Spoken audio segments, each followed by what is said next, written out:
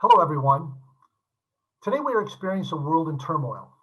Countries are in the midst of a pandemic riddled with hunger, illiteracy plague, and fires are destroying our magnificent fields. Bodies of water carry disease, and in many countries, mothers and babies continue to die at an alarming rate. Every day we read or listen to dismal news, which at times creates the feeling of hopelessness. But I'm here to tell you as a Rotarian that we can address and solve these horrific problems. By joining the network of 1.2 million members, we can make a difference. This can happen through the opportunities given to us through the Rotary International and specifically the Rotary Foundation. My name is Brian Jester, and I'm the president of the Rotary Club of Binghamton, and I'm here to present to you a series of 3 programs, one today, one in February, and the last in April, that hopefully will explain what the Rotary Foundation is all about, what it accomplishes, and how you can use the tools that it provides to address urgent needs throughout the world and within your own community. So today, let's begin with a video that concisely explains the Rotary Foundation.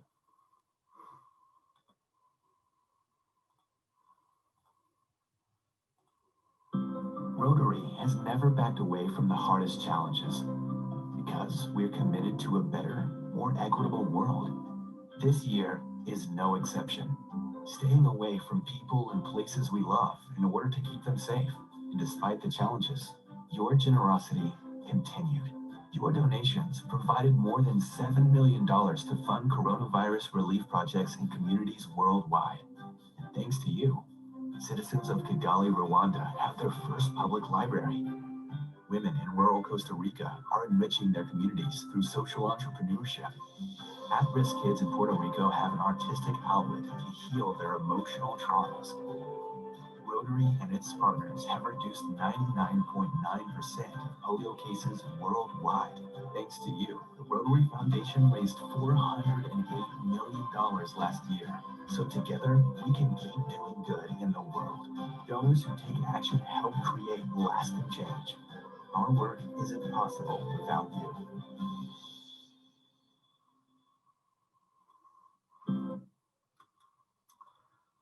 I hope you enjoyed that.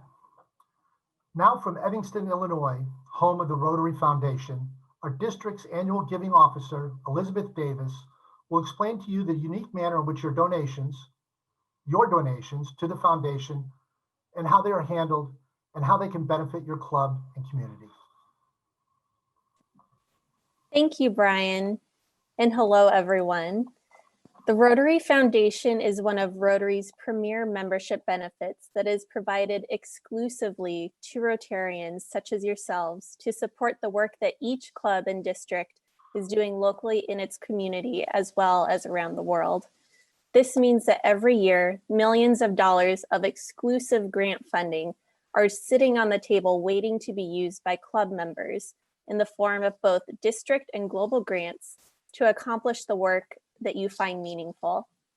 Our world-class grant funding opportunities give our club members the means to change the world and to leave an impactful legacy in ways that one could not do on their own.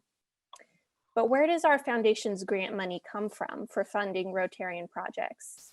We rely on every Rotarian to take part in financially supporting our foundation in order to make this chief membership benefit possible.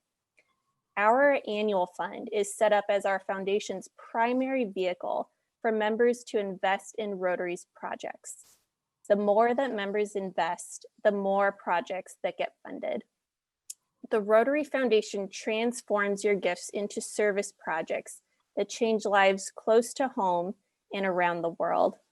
When you support the annual fund, you get something back when you give. When you contribute to the annual fund's share program, half of your gift becomes available for your district and clubs to use however you want. For example, if you make a gift of $1,000 to the annual fund share, for 3 years, your contribution will be invested. Historically, this investment earning has been used to pay for the foundation's operating costs. After 3 years, that money is made available to fund your projects. Half of the contribution, or $500 in this case, becomes part of your district's district designated funds, which is also known as DDF. This is the money your district uses to help fund local and international projects. Your district decides how to use it. The other half goes to the World Fund.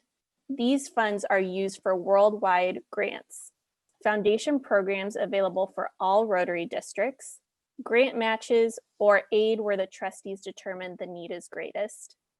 The funds that we have access to this year comes from contributions made 3 years ago in 2017 and 2018. That's why it's so important for every Rotarian to support our foundation's annual fund share every year.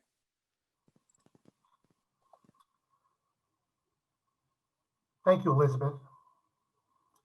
And just to let you know, the Rotary Foundation has been consistently highly recognized by Charities Navigator, the largest and most utilized evaluator charities in the U.S. Now it is my pleasure to introduce you to several Rotarians in our district who have utilized the foundation grants to address specific needs within our communities and the world. First, let us hear from Matt Whitman, a member of the Rotary Club of Cortland and the executive director of Cortland Community That Cares. Matt will describe the Fight Against Addiction grant that was awarded to our District 7170 in 2017. Thanks, Brian, and hello, everyone. And as Brian said, I'm going to discuss a global grant that our district got. It was kind of a unique global grant because unlike some global grants that are international projects, and a lot of our district grants have always been that way, this was a global grant that stayed in our local communities, in our district. And as Brian said, it was to address the opioid and heroin epidemic impacting all the counties in our district. And the process for this grant really started at a district conference back in April of 2016. A lot of concerned Rotarians met at a conference to discuss what was going on and what we could do as Rotarians to address this real epidemic that was impacting our communities. I had just joined Rotary at the time. I think I haven't even attended my first meeting yet, and I was invited to this district conference meeting, and we decided to take action and think about applying for a global grant to address these issues in our community. We decided to consult the experts in the field, bring them together, and really come up with what we could do to fight the opioid epidemic in our communities. And we came up with 5 objectives to address prevention and treatment in our communities. And so what did we do? The 5 strategies were Teen Institute, to educate young people about the dangers of drug abuse through a program run through a local prevention agency that brought together teams from local high schools to train them in skills and confidence to really lead efforts in their communities about how to deal with alcohol, tobacco, and other drug issues in their communities. We helped to fund an ambulatory detox center in Binghamton, New York, that would really help on the treatment side of things, really impacting our communities. We decided to install drop boxes. And so these were kind of mailbox looking devices installed in our communities where people can dispose of their unused and unwanted medications. Because we know that the #1 place that people get medications that they misuse is at home in the medicine cabinet. And so we want to make sure that people were disposing of those medications. We developed a comprehensive media campaign that would be run throughout our district to make people aware of the dangers of prescription drugs, other opioids, and heroin, and really give them actual items of what they could do about it, either through prevention or prevention initiatives, getting trained in Narcan and other harm reduction strategies. And we focused on transportation. So, if we set up this ambulatory detox center, how are people going to get there? And we were really concerned about that. So we made sure that that was a key part of the grant. And so these are some examples of the materials, part of the media campaign that we developed. Thousands of these flyers and postcards and other media were distributed throughout our 7-county district. Hundreds of thousands of postcards. We used Facebook and a lot of different media types to really educate the community on the dangers around opioid abuse and misuse and make sure people knew what they could do. This is an example of a drop box. So this is what people would go and dispose of their unused medications. So we installed these in local law enforcement agencies, prevention organizations, and other locations throughout the counties in our region. And so what did we accomplish? As I mentioned, we did Teen Institute, and from the fall of 2017 to 2019, 12 teens from schools across the district attended Teen Institutes. And all those students went back to their schools and built plans on how they were going to work on prevention in their schools. We helped fund the detox center at the addiction center for Broome County that really helped them purchase equipment and medical equipment, mountain stations for Narcan trainings, and really came at a critical time when overdoses were increasing in Broome County and served hundreds of patients. As I said, we installed drop boxes throughout our counties, but really acknowledged that it was quite a challenge. And I'll talk about some things that we did later to address that. And as I mentioned, the media campaign. So hundreds of thousands of pamphlets and flyers were printed and distributed. We had Facebook, so we reached over 30,000 people with Facebook ads. And we got numerous calls from other Rotary clubs in Massachusetts and upstate New York that were interested in learning about the work that we were doing to address opioids at a local level. But our work isn't stopping. What we really acknowledge is that we weren't going to solve the opioid epidemic in our communities in 2 years, which was the life of this global grant. And we really wanted to figure out how do we continue to engage local clubs, local Rotarians in helping in this really meaningful cause. And so right now we're working to sustain our work. Our district has approved a new media campaign that I'm personally helping develop. And we're going to promote and continue to promote all the Dropbox locations and the importance of preventing prescription drug misuse and abuse in our communities that would really go a long way in helping to prevent the opioid epidemic in our communities. Great, thank you. As you can see, a specific need was addressed and the grant made a difference within our district. Our second example, next presenter, will be Zoe Vandermeulen, past district governor and a member of the Rotary Club of Unadilla. Zoe will describe our recent disaster response grant that brought $25,000 to the food banks of the Southern Tier. Thank you, Brian. When COVID-19 hit our district in March, one immediate response that came from our Rotarians, clubs, and district leadership was to help stem the rising food insecurity in our area. Our district finance committee began meeting every 2 weeks and voted at our first meeting to allocate district reserves to fund the 3 regional food banks that serve food pantries in our district. But there are over 100 food pantries and community cupboards in our area, and we knew this didn't reach all of them. To reach more of them, we then applied for a $25,000 disaster response grant offered by the Rotary Foundation. A few years ago, the Rotary Foundation established the Disaster Response Fund to give districts the ability to respond to immediate needs after a natural disaster. As COVID began sweeping the globe last winter, Foundation trustees made the fund available to support relief projects, like buying PPE and ventilators for hospitals, installing hand washing stations, and helping to put food on the tables in communities affected by the lockdown. To complete our application, our grant team members reached out to every club in the district to put together a comprehensive list of food programs in our area. When our disaster response grant was approved, we were able to donate money to 112 food pantries to help take on hunger right here in upstate New York. Over 202,000 meals were distributed. This is not the only way your donations to the Rotary Foundation have helped our local area during the COVID-19 crisis.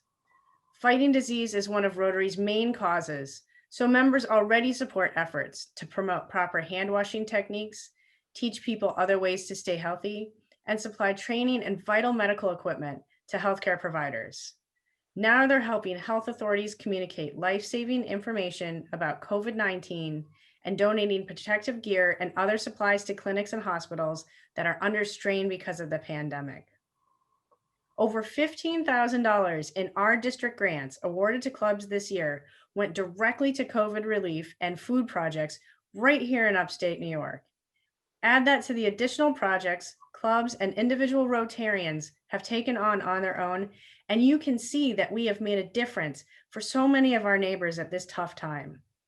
When you give to the Rotary Foundation, that donation comes back to help our communities when they need it most. Thank you, Zoe. And our final presenters for today will be Nancy Potter and George Gull from the Ithaca Noon Club. In 2015, they volunteered with an NGO that addresses the need for clean water in northern Costa Rica. That year, Rotarians in Orlando and San Jose teamed up for a global grant that Nancy managed from application to final report. Here's the rest of the story from Nancy and George. Thank you, Brian. That first global grant project was finished in 2018, and last year we began a new application. We are thrilled to let our district know that the $81,000 Clean Water for Costa Rica 2.0 global grant has been funded by the Rotary Foundation. This community water system for 85 homes in the school in a remote area along the border with Nicaragua is life-changing. These photos emphasize the importance of access to potable water and the work involved. Through the global grant application and reporting processes, we've gained a greater appreciation for the Rotary Foundation. Their attention to community engagement and assessment, grant management, evaluation and reporting, and sustainability of the projects is superb. The Rotary Foundation is there to coach Rotary sponsors to ensure all the details are attended to correctly. We can be assured that our donations are being well utilized for the critical humanitarian projects. Another aspect of the Rotary Foundation's global grants is developing a close relationship between the host and international sponsoring clubs or districts. Clean Water for Costa Rica global grants have been in partnership with the Rotary Club of San Jose Noreste. A team from our Ithaca Club visited the project site and NGO last year with a team from San Jose Noreste. This connection is at the heart of Rotary, a global talent bank committed to action for world peace and understanding. And of course, the positive impact of the project is priority number one.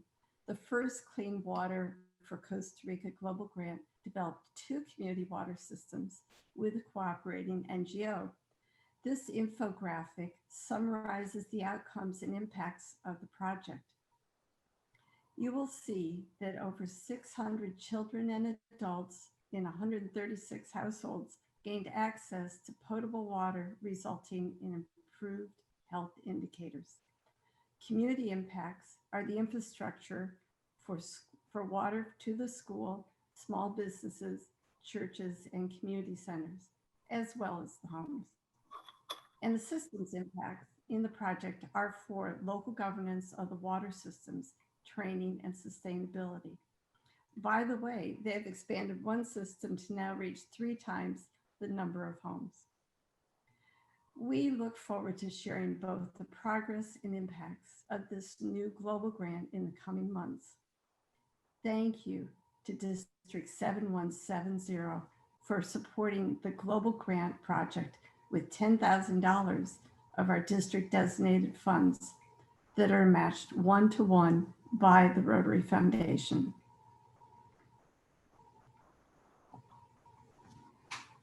Thank you, Nancy and George. And a sincere thank you to all of our presenters.